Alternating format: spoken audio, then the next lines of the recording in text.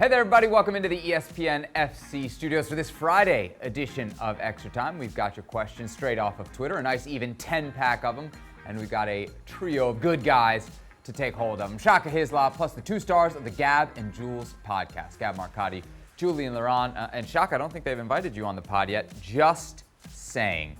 Juls, first question. Will PSG make any sort of signings during the remaining days of the transfer window? Being a PSG fan during transfer windows is so stressful, says Shaquille. Please give me some good news. Of course, PSG 6-1 winners today, but do they need help?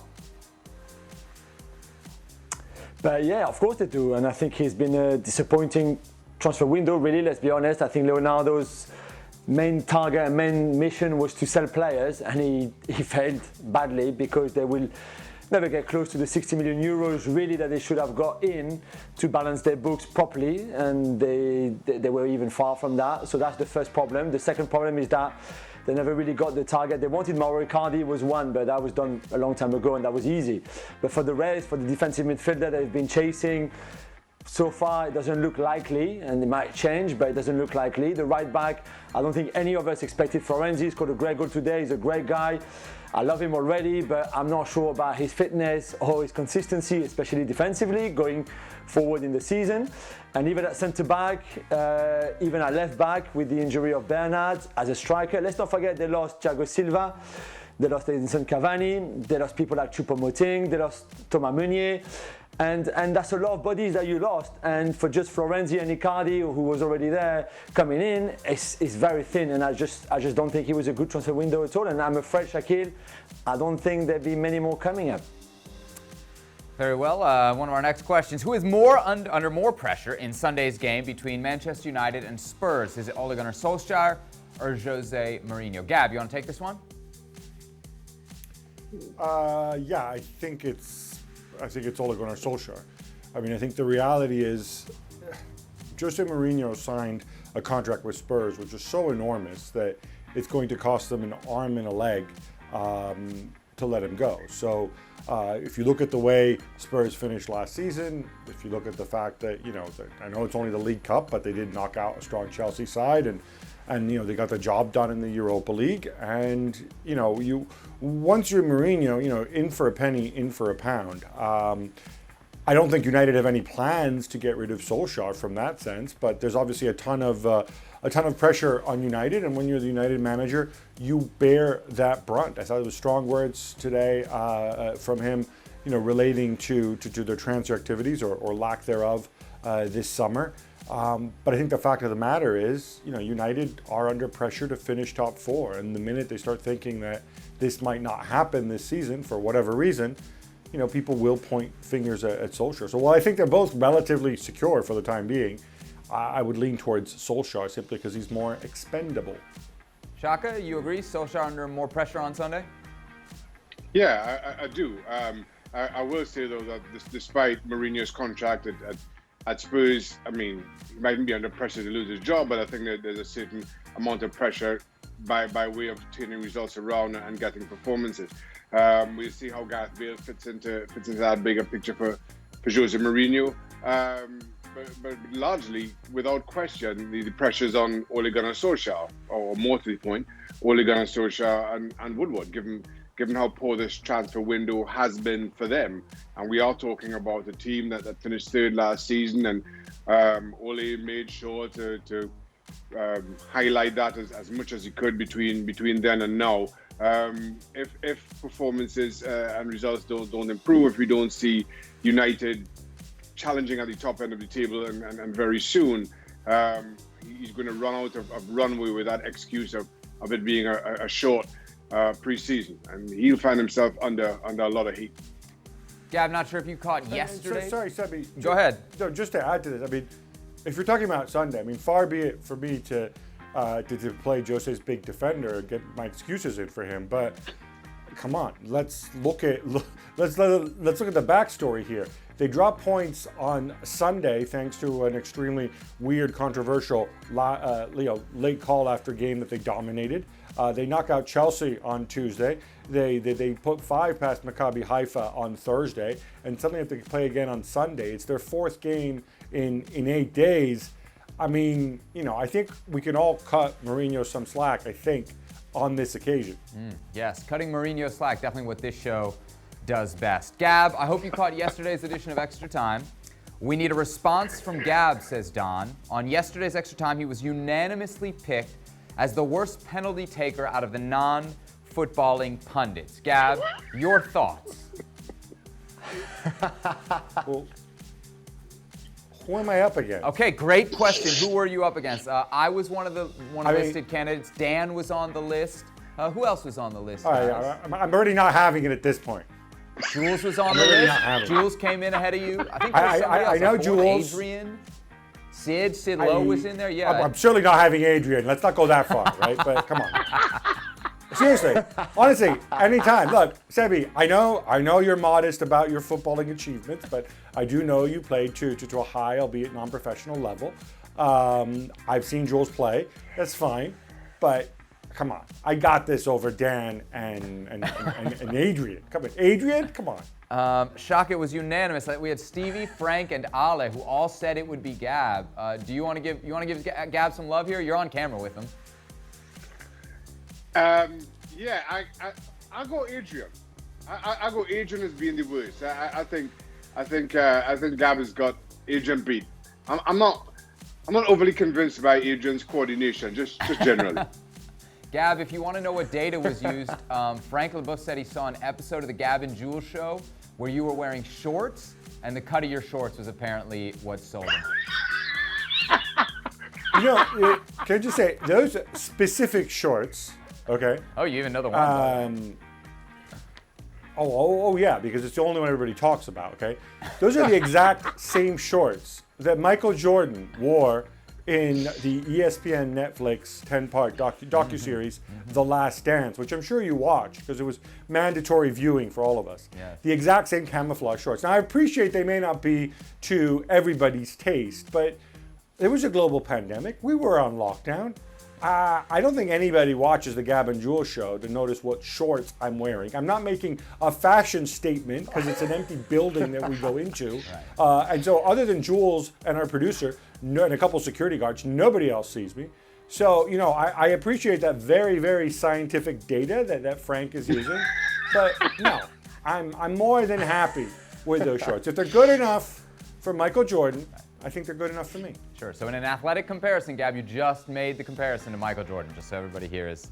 No, it's a sartorial comparison, not an athletic one. All right, let's see here. We heard Shaka say some weeks ago that he lived in more than a dozen houses in his time in the UK. With the kind of money in the game now, how do players decide whether to buy or rent, or do they just buy a house every time they switch clubs? Jules, you're tight with Ney and Greasy and all these guys. This seems like a perfect question for you. What do guys do with their houses? It's a very good question, and I think it differs, obviously, depending the players, depending how much money they earn.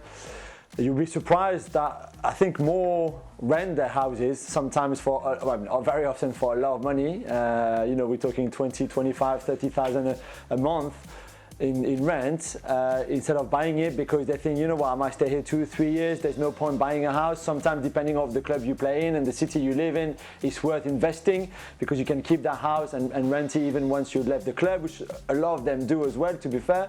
But some just don't want to invest money at all. Some are really good investors. Others don't want to invest, don't want to take any risk. It's very, very interesting to see how they spend the money. I know an England international who has a lot of millions on his current account and doesn't want to touch it, doesn't want to invest. Nice. Oh, you're so close to giving us the name there. You're so close, Jules. You wanted to, I could tell. But I can't do that. Sorry. Shaka. But go ahead. Sebi, I can't name names either, but sometimes when they do buy homes, they put things in there that you might not expect. Somebody I know purchased a house from a former Arsenal player, and in the basement of the house, weirdly, there was the guy had basically built a barber shop with not one, but 2 different barber chairs and sinks and whatever else. I mean, let's make this very clear. This wasn't a lady's vanity room. This was like a guy's barber shop. It even had a little bench where you could sit while you were waiting. He said, you can, I've actually seen this place. I couldn't figure out if, he was running another business on the side or he just liked having his friends over when he cut his hair or what the deal is. So, there's taste for everybody. Yeah. Who likes to get their hair cut alone nowadays? Shaka, were you more a buy guy or a rent guy? I guess it's kind of an obvious question. You look at your Wikipedia entry and it seems like probably some more rentals were done than purchases, yeah? No, I actually bought a lot. Strangely, I rented at the very start of my career. I was playing for Reading, wasn't in a whole lot. And then when I joined Newcastle, and pretty much from then, 95 through when I retired, 2006, property prices were always going up. So it made sense. It made more sense to buy because you would get at the very least your money back.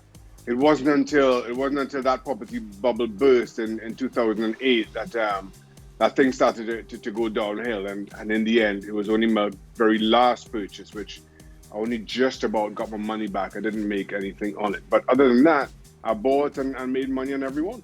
And here I was thinking all that money went to the Maserati. What do you know? Gab, your thoughts on the AC Milan versus Rio Ave shootout?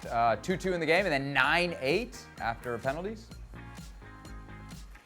I've never seen anything like it. I've seen memorable shootouts. Of course, I've got some very fond memories of shootouts from perhaps like the 2006 World Cup final. But in terms of like the sheer length of it, the drama, obviously I wasn't there. I watched it on television. That weird goal music that they would play out, whatever Rio Ave scored. If you get a chance to watch it with the Milan commentary, it's hilarious because the guy's thoroughly dejected every time Rio Ave score. Donnarumma, nearly saving it, then the other one he gets a hand to it and it bounces back in. Rio Ave hitting both posts. Those two goalkeepers, Shaka, I know it's not something you do often, but as a goalkeeper, you face penalties. How did they both manage to take penalties like that? Why don't you just put your knee over the ball and just kick it really hard? They're both big, strong men. What was up with that? I'd like to go back to the first question and choose my choice for who's the worst penalty taker, please. Seb? Yeah. I'd like to nominate Gab, please. Put your knee over the ball and do what? Gab, that's all I got out of this. And blast it over the bar. Where were we? Shaka, Sorry, if they're not confident that they can place it, why not just get it on target and hit it really, really hard? If you have so little ability and so little faith in your footballing ability, why attempt that? Well, first of all, I used to take penalties back in my college days. Never did as a pro, but you have that confidence. You feel you could do it. Of course, when you're standing there with everything on the line, it's totally different. So to each their own is all I can come up with. Right. So I don't know what else to tell you. We have the show's worst penalty taker, unanimously voted by his colleagues, asking a goalie for penalty kick advice here on Extra Time. I'm telling you, we're not the worldwide leader. No, I'm asking him to speak for all goalies everywhere and tell me how it's possible that they would take penalties like that, one after the other. Jules, let's see if you can answer this question with a straight face, because I don't know if I can read it with a straight face. Will Rashford get the better of Mbappe once again when they meet in the Champions League? It's a good joke. Is it a joke for my birthday? Is it Jules' birthday? Did we forget to get him a cake too? No, it's on Sunday. I expect my cake to arrive on the post by the post on Sunday. Now there's no excuse. Unlike you, there's no excuse. Although it's a bit short notice, I get that. No, Rashford is not going to get. Rashford never got the best out of Kylian Mbappe. Of course, Kylian Mbappe was disappointing in that second leg. I know the reference. I get it, of course. And Marcus Rashford scored the winning penalty. Well, the penalty that sent United through 2 years ago. I get it, but please, let's not compare Kylian Mbappe and Marcus Rashford. And I love Marcus Rashford. He's a great guy. He's a great player. I do believe, in all objectivity, that Kylian Mbappe is a step above. Okay. Stevie loves shepherd's pie more than football. Submits this question: who was the player who made you fall in love with football? Gab, you go first. Oh goodness. I mean, there's so many, but from going all the way back, since I'm an old timer, to the first World Cup that I can remember, I would probably go and pick from the World Cup winning Italy side of 1982. I would actually probably pick the goalkeeper, Dino Zoff. I just love the idea of sort of this grizzled guy commanding the back line in the way he did. All right. Shaka, you? No, I don't know if I could say a player made me fall in love with football. I just have always played. But like Gab, kind of going back to the first World Cup that I can remember was 1978 in Argentina. As good an Argentinian team as that was, Ozzy Ardiles was probably my favorite on that team. And I've made I've not tried to hide the fact that the only time I've ever been starstruck is when I bumped into Mario Kempes when I first arrived at ESPN, and Mario is just casually walking through the hallways.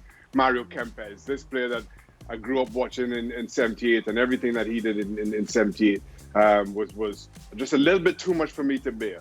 But so I say all that, not that it was any one player per se, but that was my first and probably fondest of memories of growing up watching the game. Jules, what about you? Was it a player, a coach, who? A team? Yeah, I had two players growing up. One was Enzo Francescoli when he played in Paris for Matra Racing. The other Paris club at the time, my dad was working for them as well. So it was Francescoli was so amazing when he went to France and then played for Marseille, of course. And then the other one was Safet Suzic, who was the PSG number 10 in the 80s, who was an incredible playmaker, an incredible number 10.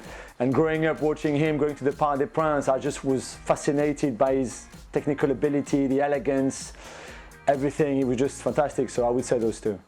Very good.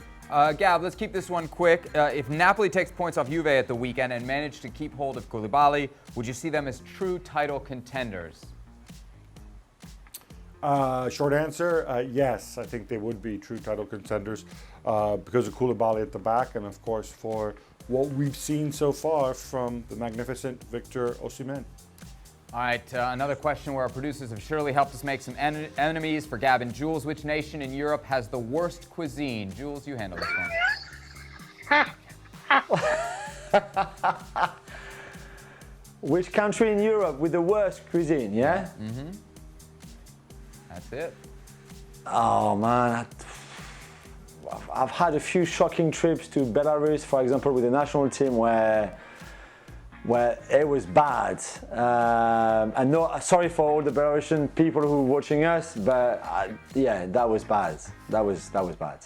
Gab, you're always critical of food choices, especially when they come from Ale Moreno's wife. What do you think? I just don't like food that's cooked improperly and done badly.